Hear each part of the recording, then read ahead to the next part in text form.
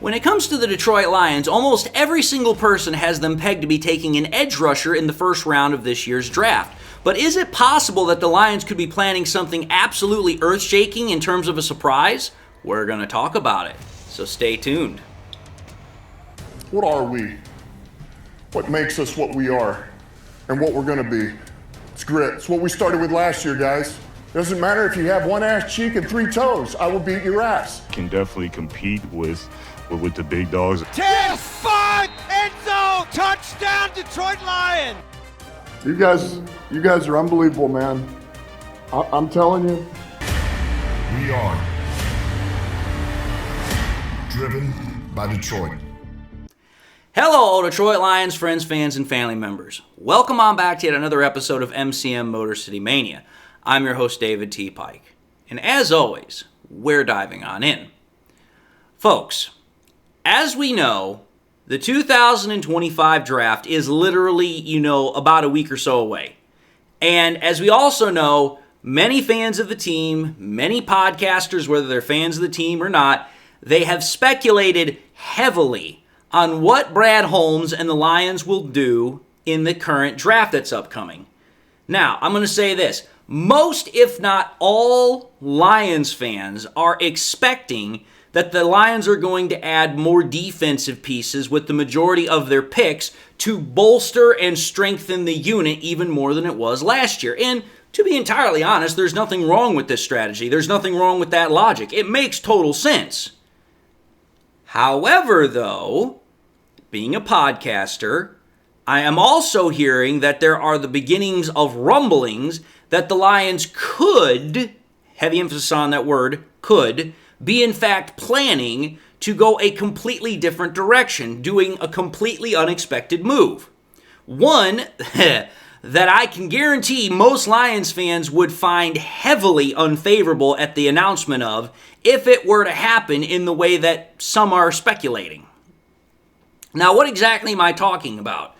What I'm talking about is reports have started circulating that the Lions could actually, in fact, go offense with their first-round pick at number 28. The issue is that many Lions fans would think that if the Lions were potentially going to go offense at pick 28, they would probably use the pick to pick up an offensive lineman. However, that's not what the rumored idea actually is. Rather, the rumored idea that I keep hearing is that the Lions might actually be considering drafting a wide receiver at that pick. Now, I'm going to say this. If that is to be true, I can absolutely guarantee you that there are some fans that will scream bloody-ass murder and will start revolting. Now, I'm just going to say this. I myself do not believe that Holmes is going to draft a wide receiver over an edge rusher with such a glaring need opposite of Hutchinson. However, playing devil's advocate here for a moment, if there is one thing I can say that I have learned from the Lions and how they've drafted over the years is that you have to sometimes expect the unexpected. Let's just call it for what it is. The Lions have made a penchant of drafting players at times that were not necessarily considered as high of needs at the place at which they were drafted versus other particular options.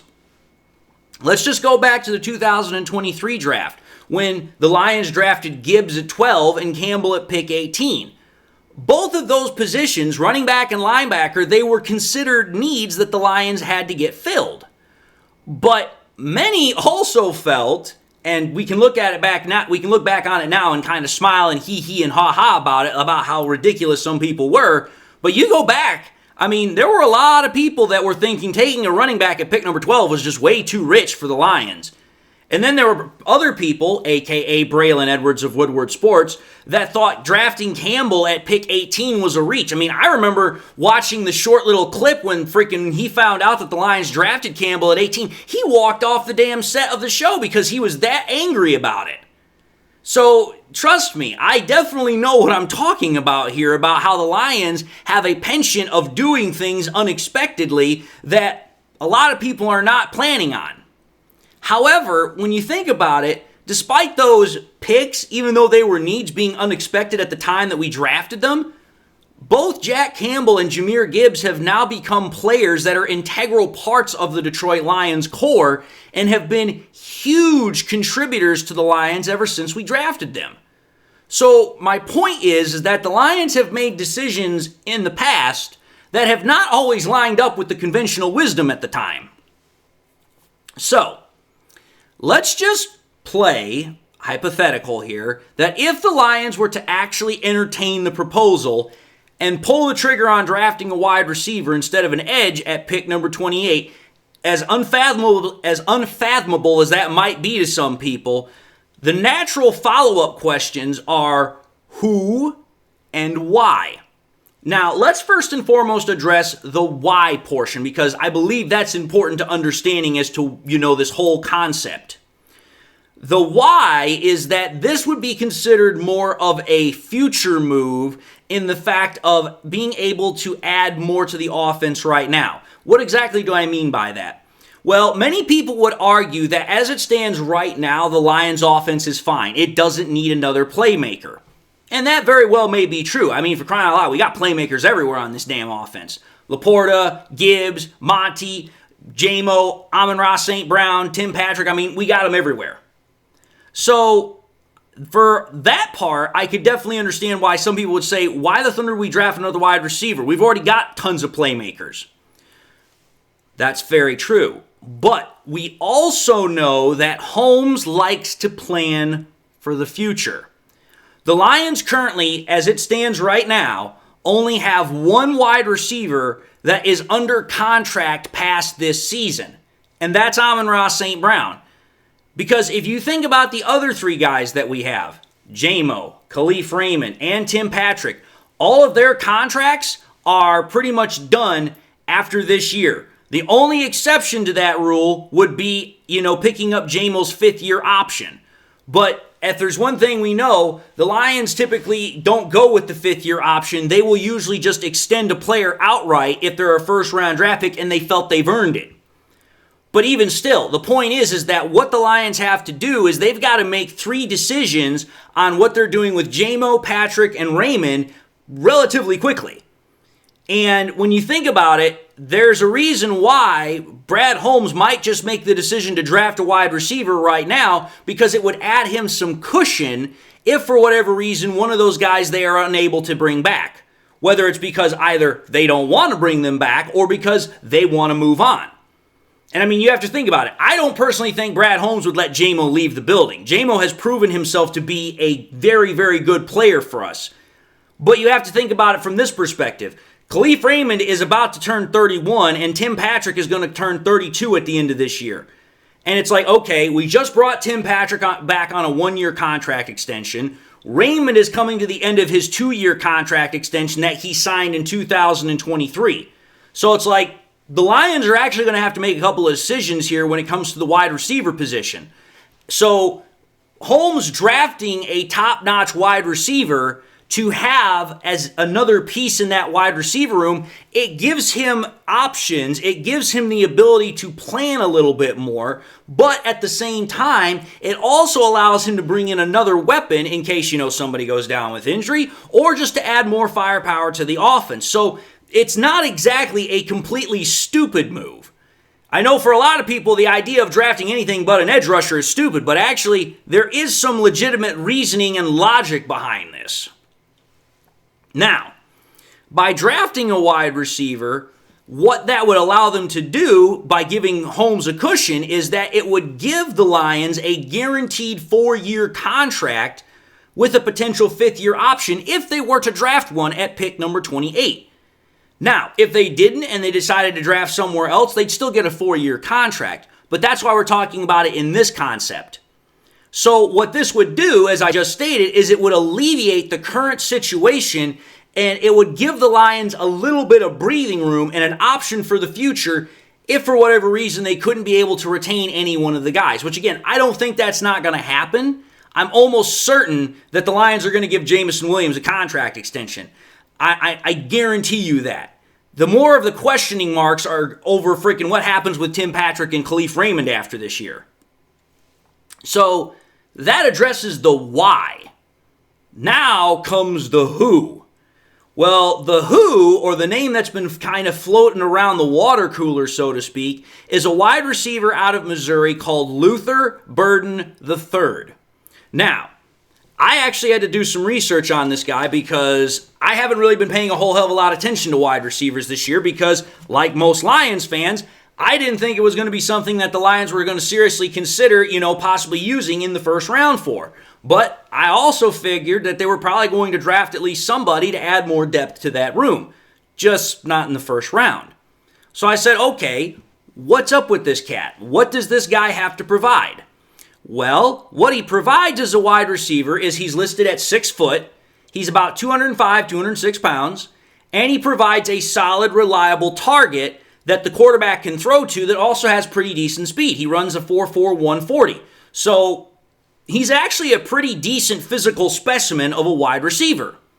Now, when I started looking a little bit more in depth at him, I also found out that this guy's a great possession wide receiver.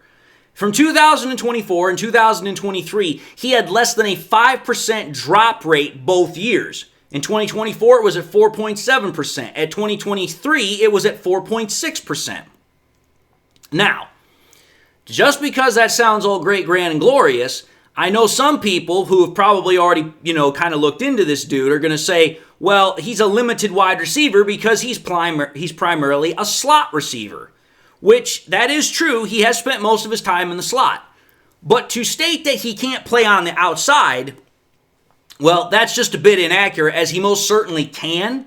And if you check out his highlights, you can definitely see that. It's just that he's better operating from the slot rather than the outside. But he can still play there and he can still make plays. And that's then when I decided to take a look at his statistical production over his entire time while he's been playing at Missouri, which I got to admit, his statistical profile is actually somewhat impressive. If you take a look at his stats since 2022, Luther Burden has had 184 receptions off of 262 targets, has had over a 70% reception rate, has over 2,200 receiving yards, 12 an average a catch, 20 receiving touchdowns, which is a 10.9 touchdown per reception rate, 89 first downs, which is a 48.4 first down conversion rate, and a 107 quarterback rating to the passers that are throwing to him. So, what those stats clearly show is that as a receiver, Burden is a very reliable option catching the ball. I mean, when you catch over 70% of your passes, you're a very reliable receiving option. And at the same time, it also shows that he's been a consistent scoring threat because each of the seasons that he's played in college, he's gotten at least 6 touchdowns or more. So what that tells me is that Burden has an excellent profile to be able to work well within the Lions offense if they were to choose to draft him. However, as with this conversation, I will again reiterate, I do not think Holmes will make this move, and I will tell you why. Because first and foremost, even though Burden is a good player, and I believe he would work great with the Lions offense if we were to have him, I just simply cannot fathomably believe that Holmes would overlook a position in the edge rushing position that he himself earlier this offseason said, we're not going to overlook. At that point, then it's almost like you're kind of guaranteeing that you're going to draft an edge rusher.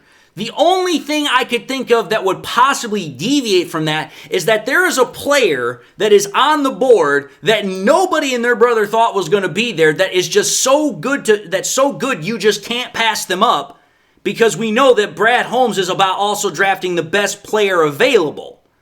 That's the only way I could see that potentially not happening. So there's that one. The second reason I don't think that this move is likely to happen is because, again, like I said earlier, I do not see how the Lions are going to let Jameson Williams walk away. I just can't see them doing that. They've invested a lot of time. They've invested a lot of patience. They've invested a lot into Jameson Williams as both a person and as a player. And last year, they got the results that they were finally looking for, and they're probably going to get even more this year. if you get a guy that is actually producing, you don't let him walk away, especially a guy that is as rarely talented as what J-Mo is. So for me, that also doesn't make a whole hell of a lot of sense, because it's like, okay, I 100% believe you're going to bring back J-Mo, so then you've got both of your starting wide receivers. At that point then, you can just go out and find another wide receiver, because wide receivers are something that you can usually plug and play pretty much almost any time you want. There is a little bit of, understanding how wide receivers work within certain schemes and also the type of player they are, but wide receivers are something you can kind of interchange a little bit more easily than other positions. And then, think about it this way. Could Brad Holmes still draft a wide receiver? Absolutely, he still could. But why would it have to be in the first round? I mean, Amon-Ra St. Brown was a 4th-round draft pick. What makes you think Brad Holmes couldn't go out and do that again and find another guy that's just like Amon-Ra St. Brown, and then, okay, we've got another guy, and we didn't have to give up a first-round draft pick, and we could have still gotten the edge rusher. So, for me, the way I look at it is I still believe that Brad Holmes is going to draft an edge rusher first in this draft this year. Now, whether or not he's going to decide to draft a wide receiver, that remains to be seen. But I do not think for a second he's going to draft one in the first round. I think it's going to more likely be towards the middle, towards the later ends of the rounds. 3rd, 4th, 5th, something like that.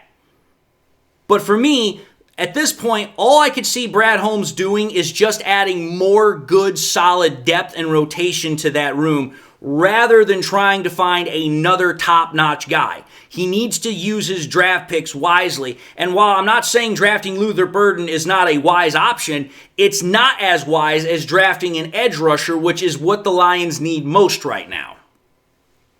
So, that's my argument, that's my case. So, having said that, I'm going to end this episode and say thank you all for watching yet another episode of MCM Motor City Mania. If you like what you saw, by all means, I encourage y'all to watch the next episode. Also encourage y'all to do one of these 3 things. Like, comment, and subscribe. If by chance you subscribed in the past and you forgot to do so at the time, I want to highly encourage y'all, please make sure you hit that bell notification icon so that way you guys never miss any more content that I push out. Also want to encourage y'all, please, to make sure you share this content. Share it here on YouTube, Twitter, Facebook. Share it anywhere and everywhere you possibly can, so that way we can continue to get the message out and help the channel grow and spread. And I also want to say this. I hope you all got something from this content. Whether or not you may have enjoyed it, I don't know, but hopefully it gave you something to think upon. I truly hope that's the case. Whether this is the first time you're watching me, you guys have been watching me since the very beginning. Also hope everybody has something in their life that makes them happy, makes them smile. God bless, my friends. And until the next time we meet, I'll see you all in the next episode